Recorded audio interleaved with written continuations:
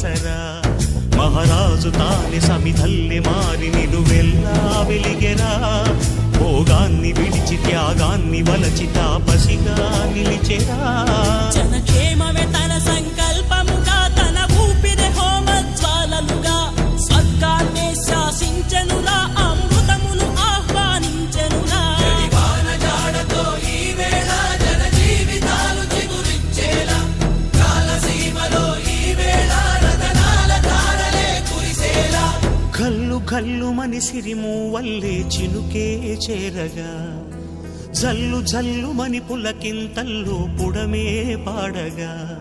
హరివిల్లు ఎత్తి కరిమబ్బు వాన బాణాలే వేయని నిలువెల్ల మంచు వడగళ్ళు తాకి కడగళ్ళే తీరని